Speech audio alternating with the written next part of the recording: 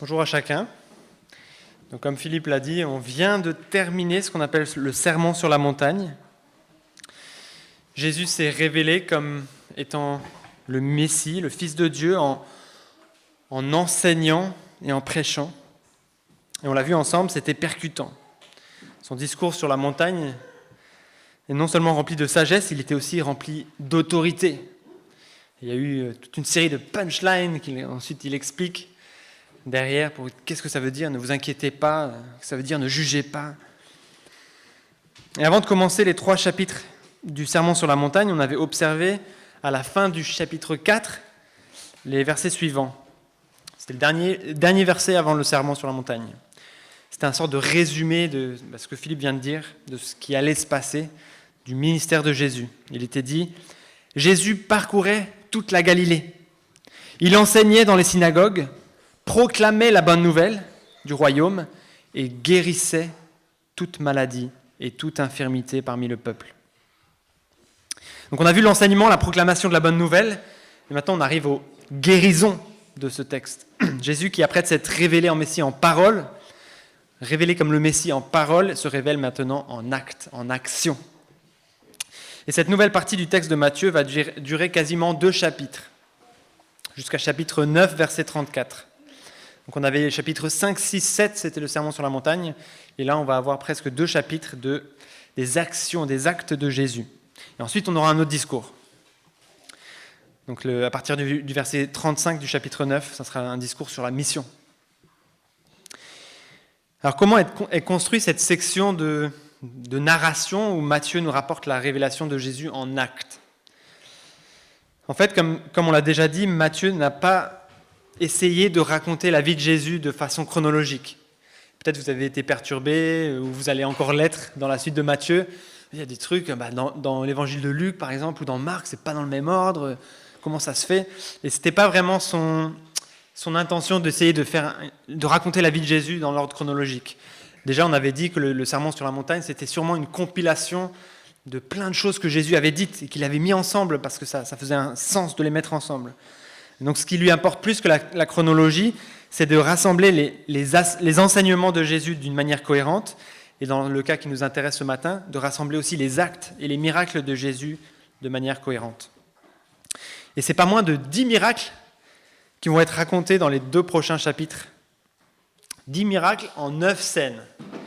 Alors vous allez me dire, qu'est-ce qui se passe là? Pourquoi c'est pas le même nombre? Donc, il y a 9 scènes, parce qu'il y a une scène, je ne sais pas si vous vous rappelez, où il y aura 2 miracles. C'est quand Jésus part pour guérir la fille de Jaïrus, et sur la route, il y a une femme qui touche son vêtement, et là, il y a une autre guérison qui est en fait dans la même histoire, dans la même scène.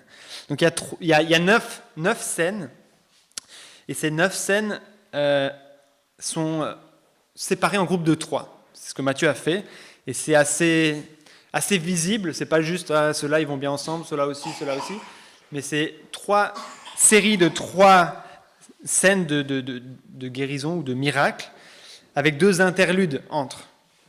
Des interludes narratifs qui sont des invitations à suivre Jésus. Donc il y a 3 scènes de miracles, une narration d'un moment où Jésus invite à le suivre, 3 scènes de miracles, un autre moment où il invite à le suivre. Le deuxième, on le connaît très bien, c'est quand il appelle Matthieu justement à le suivre. Et puis après, là, il y a la fête chez les collecteurs d'impôts. Et puis un 3e groupe de 3 miracles. Et donc aujourd'hui, on va étudier les 3 premiers miracles que raconte Matthieu, les 3 scènes de guérison. Alors je vous invite à lire le texte dans Matthieu 8, versets 1 à 17, dans la version second 21.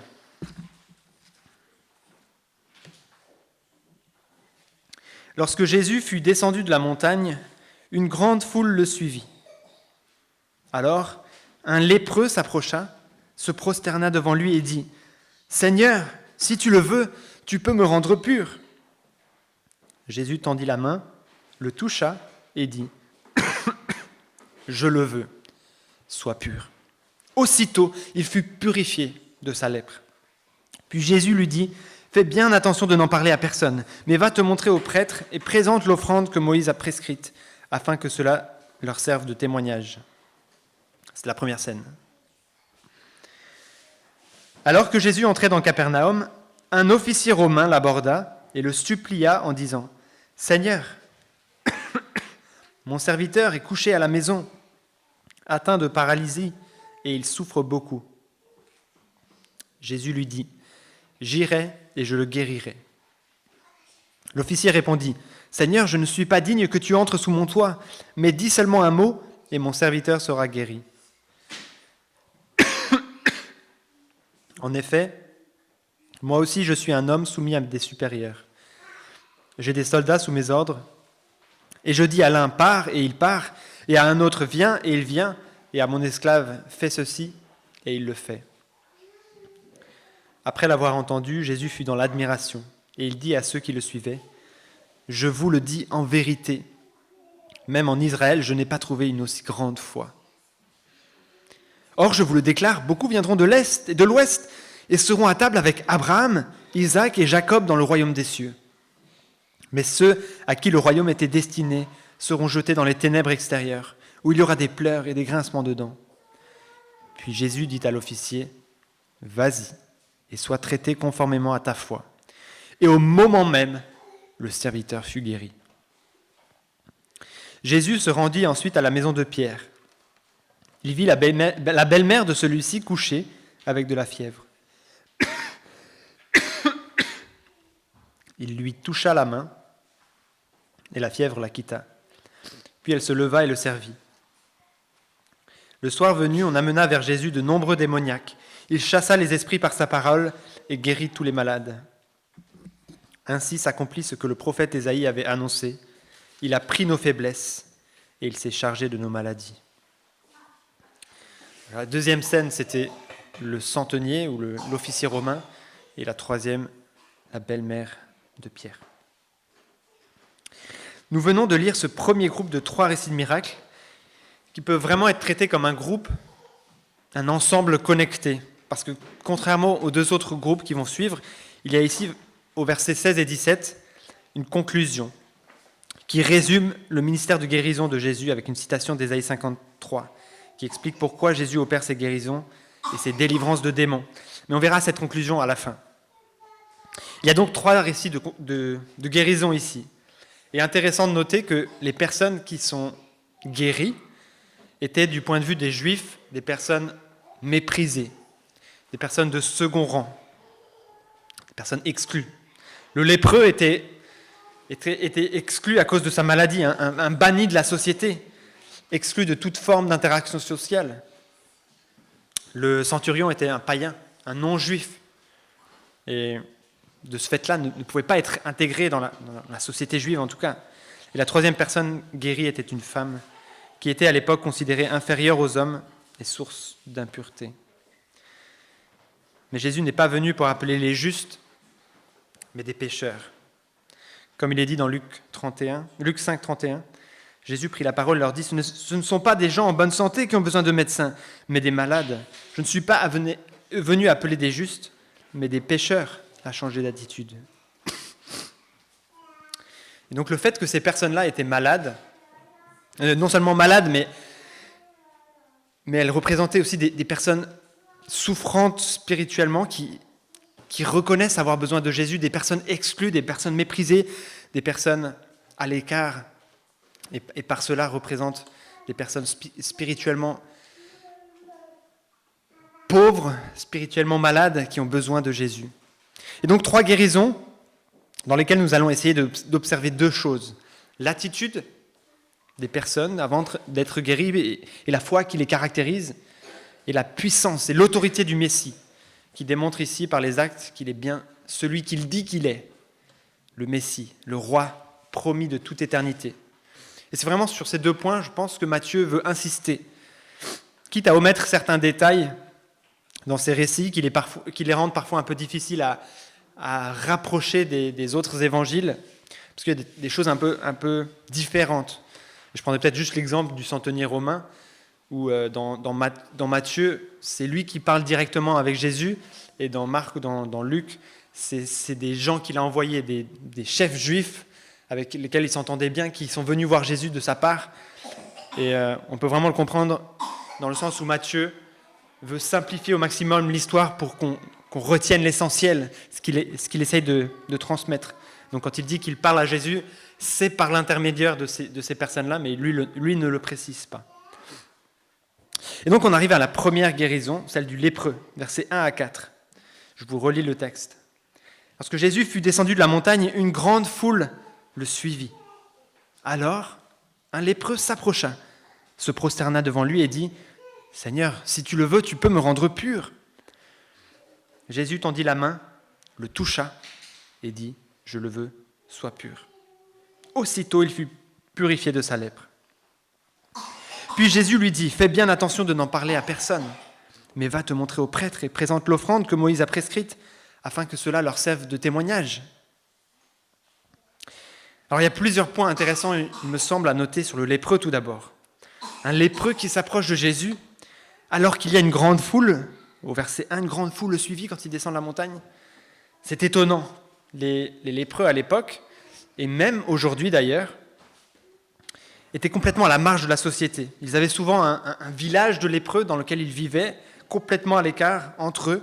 Ils n'avaient pas du tout accès à la vie sociale. Et en fait, ils devaient dire, dès qu'ils s'approchaient de quelqu'un ou que quelqu'un s'approchait d'eux, « Impur, impur !» Et ils étaient comme ça, évités par tout le monde. Les gens avaient peur des lépreux, de s'approcher d'eux et de peut-être être contaminés et devenir eux-mêmes lépreux. Et c'est encore un peu le cas aujourd'hui. Je pense que je vous rappelais quand on racontait ce qu'on avait vécu en Inde et ce village de lépreux qu'on soutient à l'église, même s'ils sont en rémission, même s'ils sont plus contagieux, et d'ailleurs j'ai appris en regardant un peu que la lèpre n'a jamais été vraiment très contagieuse. Elle l'est un petit peu, mais les gens en avaient une peur tellement bleue qu'ils ne voulaient aucun contact. Et puis ces gens-là, dans ce village, donc, sont mis à l'écart par la société, alors qu'ils n'auraient pas besoin de l'être. Ils ne sont plus contagieux, mais à cause de la culture et de ce que la lèpre représente dans les esprits, c'est toujours le cas dans certaines régions du monde. Les lépreux sont vraiment mis à l'écart et on a peur de cette maladie. Et c'était un peu la pire maladie qu'on pouvait avoir à l'époque, dans ce sens-là, parce qu'elle était non seulement grave et sans remède, mais les gens la pensaient contagieuse. Alors, ça signifie, au moment où vous deveniez lépreux, une vie d'exclu, de banni de la société, sans aucun espoir. Et alors, ce lépreux s'approche de Jésus. Déjà courageux, je ne sais pas comment vraiment ça s'est passé, la foule, est-ce que c'est écarté, et Jésus est resté tout seul. Mais ce lépreux croit.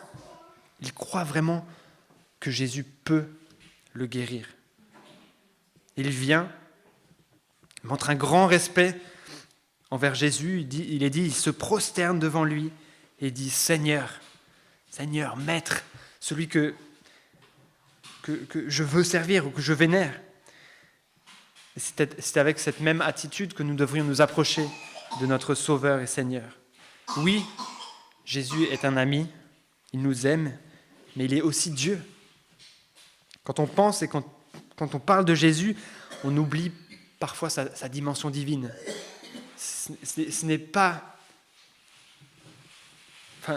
que ça devrait être que ça et qu'on devrait vraiment être tout le temps dans la crainte. Non, Jésus est proche de nous, Jésus prend soin de nous, Jésus nous aime, mais il est en même temps Dieu. Et ce lépreux nous montre un peu l'exemple dans ce sens-là. Il est Dieu tout autant que le Père. Il se laisse approcher par nous. Et même s'il est médiateur entre nous et le Père, il n'est pas moins Dieu pour autant. Alors ayons la même révérence, la même crainte que lui quand nous nous approchons de lui. Et je pense que ça peut nous aider à le prier, à nous adresser à lui d'une manière qui l'honore, qui le glorifie pour qui il est. Et donc ce lépreux a fait preuve d'une grande foi. Si tu le veux, tu peux me rendre pur. Il s'en remet entièrement à la grâce seule de Jésus. Comme dans le texte d'Éphésiens 2 qu'on a lu tout à l'heure, c'est par la grâce que vous êtes sauvés, par le moyen de la foi. Cela ne vient pas de vous, c'est le don de Dieu. Et c'est la même attitude que cette personne elle a. Il est complètement dépendant de la grâce de Jésus. Et il demande, si tu le veux, tu peux me rendre pur. Il y a ces deux notions en même temps. Si tu le veux, je suis dépendant de toi, tu peux me rendre pur. Je sais que tu peux, j'ai foi en toi. Je crois en toi. Je crois que tu es Dieu Je ne sais pas s'il savait que Jésus était Dieu ou fils de Dieu, mais en tout cas, il croyait en son autorité reçue de Dieu. Il a reconnu Jésus comme quelqu'un étant rempli de l'autorité divine pour guérir les maladies, même incurables. Il n'y avait aucun espoir pour lui en dehors de Jésus. Mais il n'exige rien, il n'est pas en position pour exiger quoi que ce soit. Et je pense que c'est aussi de cette manière que nous devrions prier pour la guérison, que ce soit la nôtre ou celle des gens qui nous entourent. Si tu le veux, tu peux me rendre pur. Ô toi Jésus, Dieu incarné, toi le roi des rois, toi qui fais tout ce qui lui plaît, tu peux me rendre pur. Et alors plusieurs points intéressants sont à noter sur la réaction de Jésus. D'abord, comme Matthieu veut le montrer à travers ces différentes histoires, ces récits de guérison, ce premier miracle démontre la puissance et l'autorité de Jésus. Il touche le lépreux, il dit « Je le veux, sois pur » et il est guéri. Tous les miracles de Jésus sont impressionnants en fait. Je ne sais pas si on s'habitue un peu. Moi, je pense que je me suis habitué aux guérisons de Jésus et c'est un peu normal en fait. Jésus il dit qu'il guérit, il guérit, et il le touche, il guérit. Enfin, c'est quand même incroyable qu'un corps sûrement couvert de taches de lèpre instantanément soit guéri.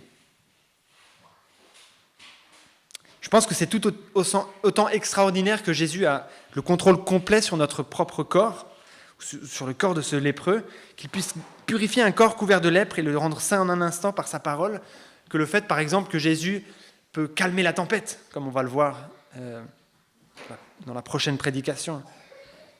Il a le contrôle sur les éléments. Et peut-être moi, ça m'impressionne plus, parce que c'est la tempête qui se calme, la mer qui... Mais Jésus peut tout contrôler. Jésus est bien le Fils de Dieu. Il a tout pouvoir sur la terre. Jésus est puissant. Il est rempli de l'autorité qui lui vient du Père pour opérer ses miracles. Ça, c'est, je pense, vraiment ce que Matthieu veut montrer ici. Par les actes, que Jésus a l'autorité divine. Jésus est le Messie. Il est le roi des rois. Il est le roi promis de toute éternité. Et ensuite, vous avez sûrement remarqué que Matthieu insiste fortement sur le point que Jésus le touche. Il ne dit pas Jésus le toucha, il fut guéri, mais il dit Jésus tendit la main et le toucha. Il ne veut pas qu'on loupe ce petit détail, j'ai l'impression en tout cas. Et Jésus touche un lépreux. Et les gens pouvaient peut-être être étonnés. Il touche un lépreux, il va déjà être impur rituellement, il ne pourra plus... Mais surtout, il va sûrement attraper la lèpre. Impur, Jésus... Mais ce n'est pas Jésus qui attrape la lèpre lors du contact, mais c'est le lépreux qui est instantanément purifié. Et quel choc ça a dû faire à la foule qui était probablement encore là. Jésus ne peut pas être contaminé par la lèpre. Il ne peut pas être non plus contaminé par le péché. C'est le contraire qui arrive. C'est le pécheur, c'est le lépreux qui est purifié par la sainte main de Dieu au contact de Jésus. Par Jésus, nous sommes purifiés.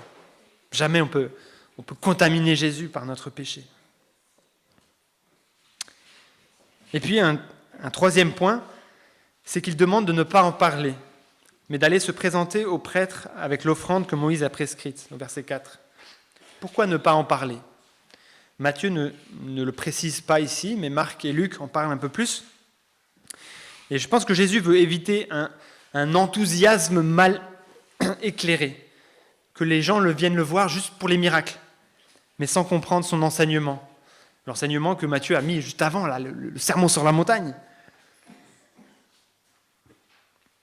Il voulait que ces miracles confirment son enseignement, et plutôt qu'il soit une attraction en soi, que les miracles soient « Waouh, Jésus fait des miracles, les gens viennent le voir pour ces miracles ». Je pense que c'est en tout cas en partie pour ça que Jésus ne voulait pas que ça soit divulgué. Parce qu'on voit aussi dans le passage parallèle dans Marc que la personne là, le lépreux, va quand même le dire à tout le monde, et qu'à la suite de ça, Jésus ne pouvait plus faire son ministère normalement. Les gens étaient de partout, et ils voulaient tellement l'approcher, il est obligé de partir. Mais alors pourquoi aller se présenter au prêtre avec l'offrande que Moïse a prescrite ? Alors il y avait en effet un rituel qui est expliqué dans Lévitique 14, si vous voulez le voir, pour les lépreux, qui étaient guéris. Alors Lévitique 14 ne parle pas de comment ils étaient guéris, mais si quelqu'un pensait être guéri, il devait aller voir le prêtre et il allait avoir tout un rituel qui durait plus d'une semaine avec des offrandes et avec la purification de toute la maison et tout ça. Et vous pourrez le relire, mais donc il est dit « afin que cela serve de témoignage ».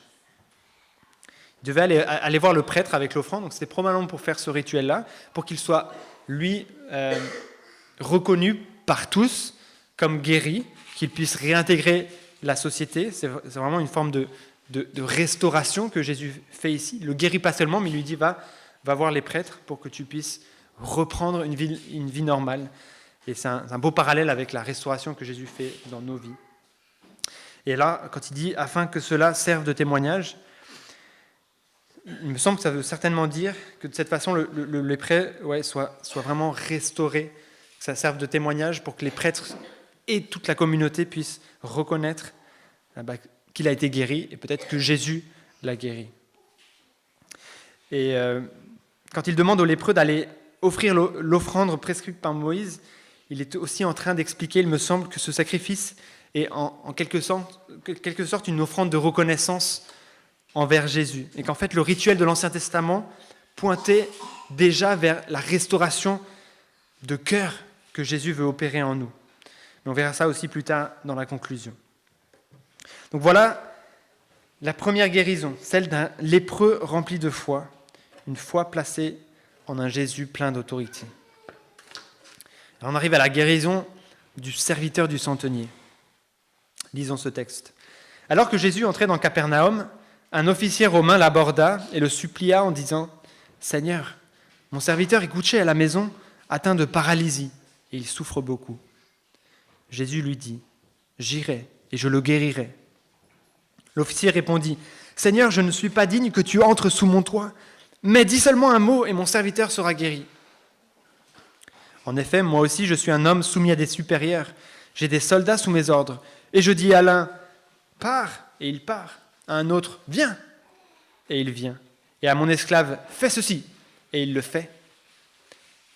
Après l'avoir entendu, Jésus fut dans l'admiration, et il dit à ceux qui le suivaient, je vous le dis en vérité, même en Israël, je n'ai pas trouvé une aussi grande foi. Or, je vous le déclare, beaucoup viendront de l'Est et de l'Ouest et seront à table avec Abraham, Isaac et Jacob dans le royaume des cieux. Mais à ceux à qui le royaume était destiné, seront jetés dans les ténèbres extérieures, où il y aura des pleurs et des grincements de dents. Puis Jésus dit à l'officier, vas-y, et sois traité conformément à ta foi. Et au moment même, le serviteur fut guéri.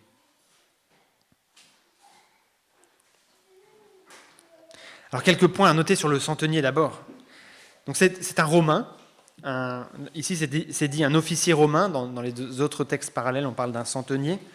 Donc c'est quelqu'un qui était responsable de 100 hommes, centenier, il y a le mot 100 dedans, et ça veut dire un responsable de 100 soldats, 100 romains. Il était responsable à Capernaum, c'est ce qu'on voit dans la narration parallèle de Luc, ici aussi en fait d'ailleurs, et on voit qu'il était apprécié des Juifs. C'était probablement l'un des plus hauts responsables romains dans cette ville de Capernaum. Je pense que 100 hommes déjà pour une petite ville comme Capernaum, c'est déjà pas mal. Donc il était socialement quelque part bien plus important que Jésus, lui le simple fils de charpentier, juif de surcroît, lui était romain. Mais quand ce centenier aborde Jésus, il est rempli d'humilité. Il vient le supplier. Il l'aborda et le supplia en disant « Seigneur !» De la même façon que le lépreux a dit « Seigneur !» ce centenier romain dit « Seigneur !» Maître. C'est ça. Quelle marque de respect, de soumission. Il reconnaît très clairement l'autorité de Jésus. Et alors, il dit « Mon serviteur est couché à la maison, atteint de paralysie et souffre beaucoup. » Et ce mot, en grec, c'est païs, je ne sais pas si ça se prononce comme ça, qui veut dire serviteur, mais qui peut aussi à d'autres endroits vouloir dire fils. Mais dans Luc, ce même mot, quand il dit mon serviteur, c'est doulos. Donc là, c'est vraiment le terme serviteur ou esclave. Et par contre, dans Jean, dans un texte parallèle dans Jean, c'est Iros. Donc là, c'est vraiment le Fils. Donc on se demande si est-ce que dans Jean, c'est une autre histoire que celle-là. Ça pourrait l'être. Il y a plusieurs différences.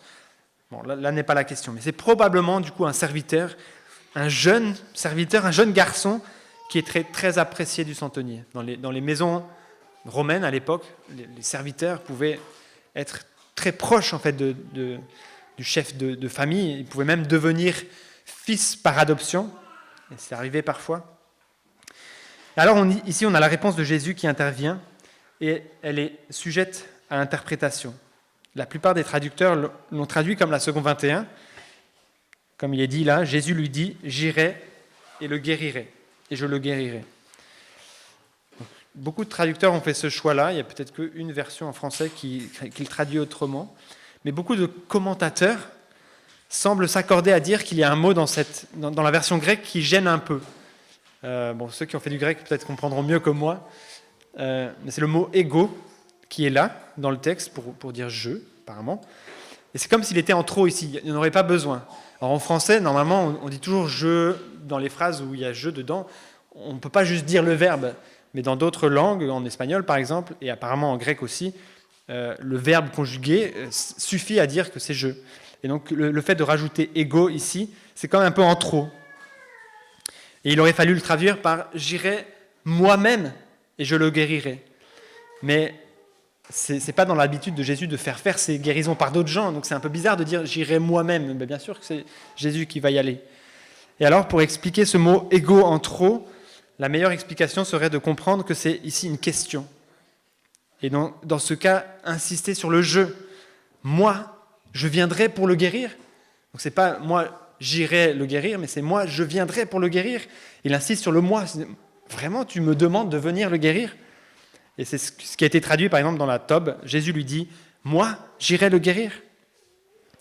Et Jésus exprime la nature surprenante de la requête que lui, un juif, viendrait visiter la maison d'un païen. Vous vous rappelez de Pierre c'est un peu une révolution pour lui d'aller chez Corneille, ce non-juif, pour aller le voir et prêcher là-bas. Et c'est probablement à cette question que le centenier répond en disant « Seigneur, je ne suis pas digne que tu entres sous mon toit, mais dis seulement un mot et mon serviteur sera guéri. » Je pense que c'est une bonne interprétation de plutôt le contraire, comprendre comme une question que Jésus pose. « Moi, j'irai le guérir ?» Quelle révérence envers Jésus.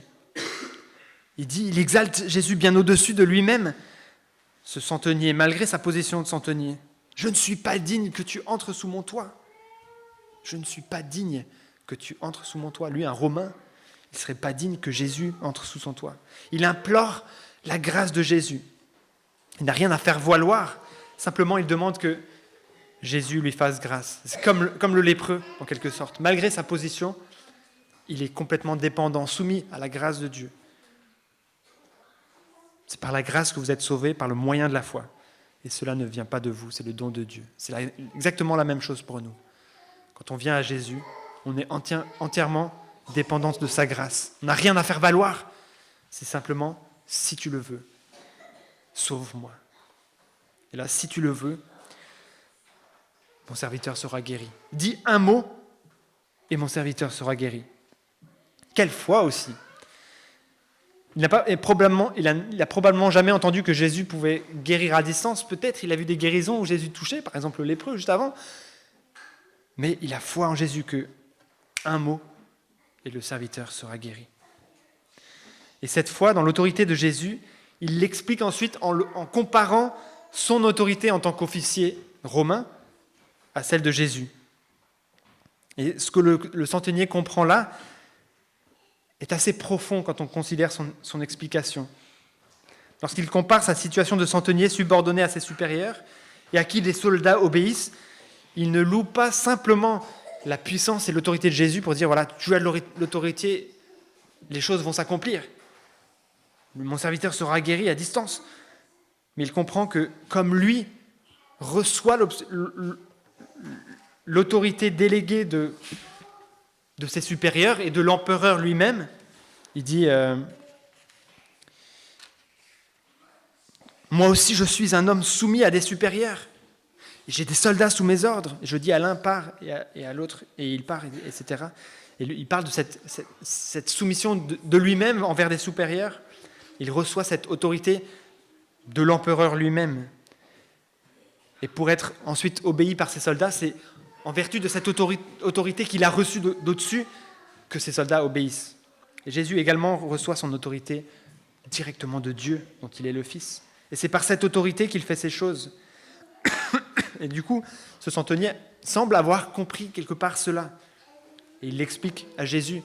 Et Jésus dit, ouais, même en Israël, je n'ai pas trouvé une aussi grande foi.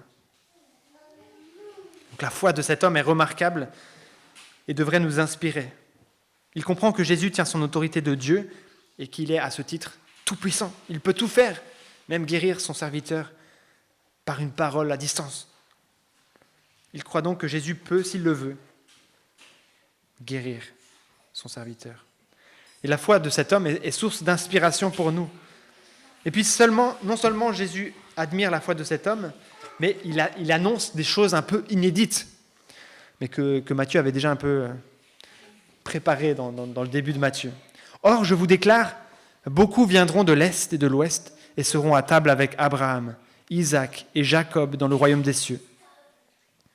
Mais à ceux à qui le royaume était destiné, ils seront jetés dans les ténèbres extérieures où il y a des pleurs et des grincements de dents. Une bonne nouvelle donc pour les nations, pour les païens, comme ce centenier, pour les gentils, comme on peut dire. Et Matthieu avait déjà donné des indices sur cette ouverture du salut aux nations. Il avait parlé, par exemple, dans la généalogie de Jésus, de ces différentes femmes étrangères, Tamar, Ruth, Rahab. Il avait parlé de ces mages venus d'Orient pour adorer notre Seigneur. Et puis il avait rapporté les paroles de Jean-Baptiste, qui avait dit « Car je vous déclare que de ces pierres, Dieu peut faire naître des descendants à Abraham. » La descendance d'Abraham n'est pas limitée au peuple juif. Et dans l'Ancien Testament, il y avait déjà beaucoup d'indices qui pointaient sur cette réalité future que le peuple de Dieu serait un jour composé de toutes les nations. Mais c'était souvent, ou même peut-être toujours, des exceptions, des gens de l'extérieur qui étaient rapportés et rajoutés au peuple d'Israël. Mais ici, Jésus est en train de nous dire quelque chose de remarquable. Beaucoup viendront de l'Est et de l'Ouest. Ça, c'est ce qu'on pourrait interpréter comme des nations, des non-juifs, des autres pays, et seront à table avec Abraham, Isaac et Jacob dans le royaume des cieux. Ils seront comme dans la même famille que Abraham, Isaac et Jacob. Ils mangeront avec eux dans le royaume des cieux. Et en fait, c'est l'accomplissement très prochain de la promesse à Abraham que Jésus annonce là. Vous vous rappelez dans Genèse 12 et 18 et 22, « Toutes les familles de la terre seront bénies en toi. » C'est quelque chose de particulier. C'est la première fois dans Matthieu, en tout cas, que Jésus parle aussi clairement des nations qui sont rajoutées. Mais on verra au fur et à mesure de Matthieu, ça va revenir.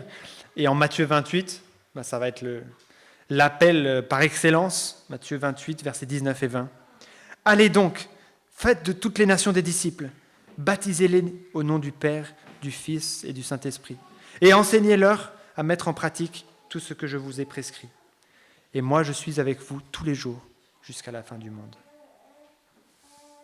On peut être reconnaissant en tant que païens que nous avons été rajoutés, que nous pouvons avoir cet espoir de un jour manger à table avec Abraham, Isaac et Jacob dans le royaume des cieux. Et verset 12, il dit « Mais à ceux à qui le royaume était destiné seront jetés dans les ténèbres extérieures où il y aura des pleurs et des grincements de dents. » Il parle ici du peuple juif, du peuple choisi par Dieu, du peuple promis, qui, pour beaucoup, seront jetés dans les ténèbres extérieures. Ils ne vont pas reconnaître Jésus comme leur sauveur et Seigneur, reconnaître Jésus comme leur Messie, et ils vont aller en enfer. C'est une manière de dire cela ici. Et c'est triste. Et c'est le cas aussi pour beaucoup de païens qui seront dans le même cas. Même si certains seront choisis pour faire partie du peuple de Dieu, d'autres seront jetés dans les ténèbres extérieures. Et c'est triste et ça nous appelle à répondre à cet appel qu'on verra dans Matthieu 28, que je viens de lire. Faites de toutes les nations des disciples. Allons-y. Allons prêcher la parole de l'Éternel. Allons témoigner de ce que nous avons reçu, qui est incroyable aux gens qui nous entourent. Allons œuvrer comme Jésus l'a fait auprès des faibles, auprès de ceux qui ont des besoins, pour témoigner de l'amour de Jésus. Puis on arrive à la troisième et dernière guérison. On va aller un peu plus rapidement sur celle-là. Elle est courte. C'est versets 14 et 15. Jésus se rendit ensuite à la maison de Pierre. Il vit la belle-mère de celui-ci couchée avec de la fièvre. Il lui toucha la main et la fièvre la quitta. Et elle se leva et le servit. Alors juste quelques remarques rapides. La première, assez intéressante, c'est d'apprendre que Pierre était marié, qu'il avait donc une belle-mère, la mère de sa femme. Et moi, je n'ai pas toujours été conscient de cela quand je lisais l'histoire de Pierre, des disciples, et tout ça, que Pierre était marié, qu'il avait probablement des enfants. Voilà, c'est juste intéressant, on va pas faire de conclusion là-dessus, mais il n'y a pas de demande particulière de la part de la belle-mère. Elle est la mère de l'un de ses disciples, et Jésus semble juste venir prendre soin d'elle. Pas de demande particulière, peut-être que Pierre a demandé, je ne sais pas, mais en tout cas, ce n'est pas écrit ici. Jésus se rendit ensuite à la maison de Pierre. Il vit la belle-mère de celui-ci couchée avec de la fièvre. Il lui toucha la main et la fièvre la quitta. Puis elle se leva et le servit. Moi, je trouve ça beau de voir Jésus qui voit cette belle maman de Pierre et qui vient la guérir comme ça. Et puis elle se lève, elle est guérie immédiatement et elle vient le servir. C'est très, très beau, je trouve, cette interaction. Et alors peut-être que ça ne s'est pas passé exactement à ce moment-là, comme j'ai dit tout à l'heure, chronologiquement, dans les autres évangiles, ça vient peut-être avant. Matthieu a choisi de le mettre ici. Puis encore une fois, Jésus touche la femme fiévreuse avec sa main. Et c'est elle qui est guérie, ce n'est pas Jésus qui est contaminé par exemple par la fièvre, de la même façon que pour le lépreux. Et voilà, elle le servit tout de suite, comme pour prouver qu'elle était guérie. En tout cas, le texte semble utiliser ça pour le prouver, mais c'est très beau à voir. Et donc, on arrive à la conclusion, versets 16 et 17. Le soir venu, on amena vers Jésus de nombreux démoniaques. Il chassa les esprits par sa parole et guérit tous les malades. Ainsi s'accomplit ce que le prophète Ésaïe avait annoncé. Il a pris nos faiblesses et il s'est chargé de nos maladies. Alors juste le soir venu, c'était, semble-t-il, le jour du sabbat. Dans les autres évangiles, c'est ce qu'on constate lorsqu'il a guéri la belle-mère de Pierre. Et donc, probablement que les gens attendaient la fin du sabbat pour venir avec leurs malades et avec les personnes qui étaient démoniaques. C'est pour ça que c'est écrit « Le soir venu, on amena vers Jésus de nombreux démoniaques. Il chassa les esprits par sa parole et guérit tous les malades. » C'est juste une phrase, mais c'est assez incroyable. Enfin, j'aimerais bien le voir, les gens qui viennent, qui sont guéris, qui repartent, des gens qui sont possédés, qui sont délivrés de leurs démons. C'était incroyable ce que Jésus était en train de faire là. Et donc, Matthieu conclut les 3 premiers miracles de Jésus, les 3 guérisons par ces 2 versets, qui sont très précieux pour mieux comprendre ce qui se passe. Et on peut se poser la question, pourquoi est-ce que Jésus faisait des miracles, et en particulier celui de guérison ? Je pense qu'il y a pas mal de réponses à cela. Et je pense peut-être la première, c'est de témoigner. Ce que Matthieu veut mettre en exergue, c'est de témoigner de sa divinité, de son autorité. Les miracles de guérison et de délivrance des démons attestent de la puissance, de l'autorité de Jésus en tant que Fils de Dieu. Il confirme sa mission, son identité divine devant les foules et devant les disciples. Et puis peut-être le deuxième qu'on peut relever là, c'est qu'il accomplit des prophéties messianiques. Et c'est un peu ça qui est au verset 17. « Ainsi s'accomplit ce que le prophète Ésaïe avait annoncé, chapitre 53. Il a pris nos faiblesses, il s'est chargé de nos maladies. » Et donc c'était en accord avec les prophéties de l'Ancien Testament qui prédisaient qu'au temps du Messie, des miracles de guérison et de délivrance seraient accomplis. Mais ça ne s'arrête pas là. Je pense que c'est aussi une manière d'annoncer le royaume de Dieu et de la restauration à venir. C'est aussi pour ça que Jésus fait des miracles, qu'il vient guérir, qu'il vient restaurer, pour dire, voilà, ce monde est déchu, ce monde est rongé par le péché, il y a des maladies, mais je viens guérir. Et même si, à ce moment-là, c'était ponctuel, même si là, il y en a plein là, qui ont été guéris ce soir-là, mais n'était pas encore une restauration complète. Cette restauration, elle est à venir. Et nous pouvons l'attendre avec joie, avec espérance, avec impatience. Et donc, c'était des signes annonçant la venue du royaume de Dieu. Il montrait que dans le royaume de Dieu, la maladie, la souffrance, le pouvoir du mal seront vaincus. Peut-être une autre raison pour laquelle Jésus faisait cela, c'était aussi pour démontrer son autorité sur le diable. C'est une démonstration de sa victoire sur les forces du mal. En libérant les possédés, il démontrait sa supériorité sur Satan et son pouvoir de délivrance. Et puis, peut-être un cinquième élément pour essayer de comprendre pourquoi Jésus faisait ces miracles-là, c'était pour manifester la compassion et l'amour de Dieu. C'est ça aussi que nous sommes invités à faire envers les malades, envers les méprisés de la société, à venir et avoir compassion. Ces actions de guérison, de délivrance démontrent la bonté et la sollicitude de Dieu envers les personnes dans le besoin.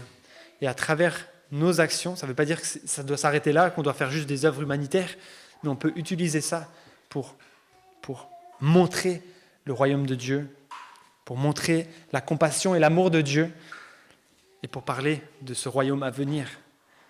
Cette restauration à venir que Jésus montrait en quelque sorte à travers ses guérisons.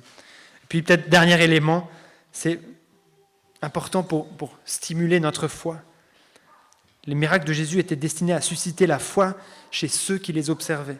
Ils étaient des signes pour ceux qui étaient prêts à croire en lui comme le Messie et le Fils de Dieu. Alors j'aimerais juste peut-être qu'on retienne 3 éléments de ces guérisons que Jésus a opérées. Le premier, c'est de reconnaître l'autorité de Jésus. Reconnaissons l'autorité de Jésus. Nous sommes appelés à nous remettre entièrement entre ses mains. Lui qui a tout pouvoir sur cette terre, sur nos corps, sur les éléments, peu importe qui nous soyons, Jésus est bien au-dessus de nous. Il est Dieu et il a reçu son autorité du Père, comme le centenier l'a reconnu. Il a autorité sur nos vies aussi. Si nous l'appelons Seigneur, non seulement il nous guérit spirituellement en nous réconciliant avec le Père, mais il est désormais notre Seigneur, notre Maître, et nous lui devons obéissance. Heureusement, il est un bon Maître à qui on peut avoir plaisir à obéir, qui veut notre bien. C'est magnifique, mais obéissons-lui. Reconnaissons là où il touche des points sensibles dans notre vie, où peut-être on a gardé certains éléments qu'on ne veut pas séparer. Remettons-lui, obéissons-lui. Mettons en pratique, comme on a vu la semaine dernière, à la fin du sermon sur la montagne, mettons en pratique tout ce qu'il nous a enseigné pour baser notre vie sur le roc et pas sur le sable. Donc reconnaissons l'autorité de Jésus, inspirons-nous de la foi de ces 3 personnes guéries, ayons foi lorsque nous prions, comme dans ces différents exemples que Jésus nous donne. Si tu le veux, tu peux me rendre pur. Si tu le veux, tu peux guérir cette personne-là. Croyons que Dieu a le pouvoir de guérir n'importe qui. Nous ne connaissons pas sa volonté, nous pouvons simplement prier si tu le veux, s'en remettre à lui, mais nous pouvons prier avec foi. Il est fidèle et puissant, et il a le pouvoir de nous exaucer. Et puis troisièmement, peut-être, et dernièrement, imitons Jésus qui était rempli de compassion et qui annonçait le royaume à venir à travers ses actions. Ici, des actions de guérison et de délivrance. Annonçons le royaume à chaque occasion que nous avons. Et faire du bien à ceux qui nous entourent, porter secours à ceux qui sont dans le besoin, participe à faire avancer le royaume de Dieu. En imitant la compassion que Jésus avait, dont il était rempli. Voilà, je prie. Oui Seigneur Jésus, merci Merci pour ce texte de Matthieu qu'il nous a écrit. On peut te voir à l'œuvre, Seigneur. C'est incroyable. Comment tu guérissais des lépreux, des hommes paralysés ou fiévreux, Seigneur, tu pouvais, d'une parole, en touchant ou en ne touchant pas, les guérir complètement, Seigneur. Tu as tout pouvoir sur cette terre. Tu as tout pouvoir sur nos corps. On verra bientôt, tu as tout pouvoir sur les éléments aussi. Seigneur, tu es un grand Dieu. Et c'est incroyable de réaliser, de lire que ce grand Dieu de l'univers s'est incarné, était un homme sur la terre, parmi nous, qu'il a vécu les mêmes choses que nous, mais en même temps tu étais Dieu, et tu as opéré des miracles incroyables pour montrer qui tu étais, cette autorité qui venait du Père. Aussi pour nous puissions vraiment bénéficier de ton enseignement et croire dans ton enseignement. Seigneur, tu as annoncé le royaume de Dieu par tes œuvres, tes guérisons, un royaume à venir où tout sera parfait, tout sera restauré, il n'y aura plus de maladies, plus de pleurs, plus de gémissements. Et Seigneur, on veut se réjouir en avance de ce jour-là, espérer dans ton retour prochain. Et en attendant, Seigneur, nous voulons faire ta volonté ici sur la terre. Mais Seigneur, nous voulons nous inspirer de la foi de ces personnes qu'on a vues, qui croyaient en toi, qui avaient une telle humilité quand ils te voyaient, quand ils t'adressaient la parole, mais en même temps, ils croyaient que tu étais capable de les guérir. Seigneur, je te prie pour chacun d'entre nous qui avons des difficultés, des maladies, des combats contre le péché, Seigneur, que nous puissions venir à toi avec foi et te dire, si tu le veux, délivre-moi. Si tu le veux, guéris-moi. Si tu le veux, sauve-moi, Seigneur, si nous ne sommes pas encore sauvés, pas encore à toi. Seigneur, permets-nous de vivre cela avec toi. Seigneur, permets-nous de faire avancer aussi ton royaume en prêchant la bonne nouvelle autour de nous, en étant des témoignages vivants à travers nos vies, en aidant ceux qui sont dans le besoin.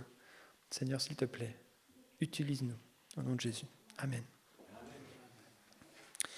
On va chanter « En Jésus seul », numéro 42 dans les porte-vues. Et ensuite, on aura un moment de prière.